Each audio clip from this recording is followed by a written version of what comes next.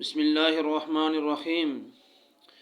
ایک مرتبہ میرے آقا صلی اللہ تعالیٰ علیہ وسلم نے صحابہ کرام سے فرمایا، اے میرے صحابہ، اگر کسی شخص کے گھر کے سامنے سے ایک نہر بہہ رہی ہو اور وہ دن میں 5 مرتبہ اس نہر میں غسل کرے تو کیا اس کے جسم پر کوئی میل کچیل باقی رہ سکتی ہے؟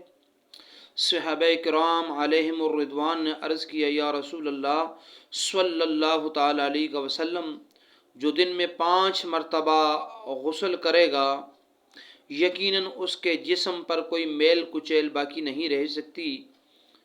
میرے آقا صلی اللہ تعالیٰ علیہ وسلم نے فرمایا، یہی مثال ہے 5 نمازوں کی۔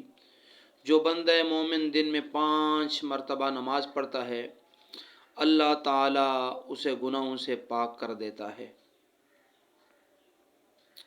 ایک موقع پر میرے آقا صلی اللہ تعالیٰ علیہ وسلم اپنے غلام حضرت ابو ذر غفاری رضی اللہ تعالیٰ عنہ کے ساتھ خزاں کے موسم میں ایک باغ میں تشریف لے گئے۔ آقا حضور صلی اللہ تعالیٰ علیہ وسلم جب باغ میں داخل ہوئے تو ایک درخت کے پاس پہنچے۔ آقا حضور صلی اللہ تعالیٰ علیہ وسلم نے اس درخت کی ٹہنی کو پکڑا اور ہلانا شروع کیا۔ کثرت کے ساتھ پتے گرنے شروع ہو گئے۔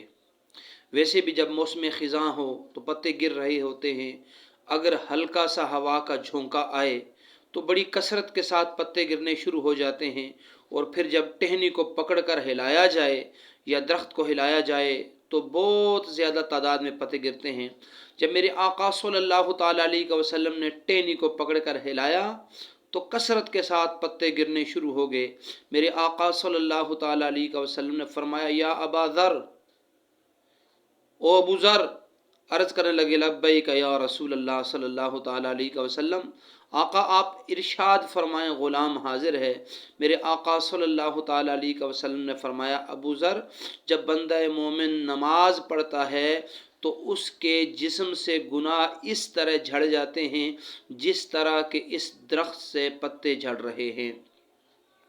میں اکثر کہا کرتا ہوں کہ نماز پڑھو اس سے پہلے کہ تمہاری نماز پڑھی جائے۔ اللہ کی بارگاہ میں کوئی ہیلا، کوئی بہانہ، کوئی حجت کام نہیں آئے گی۔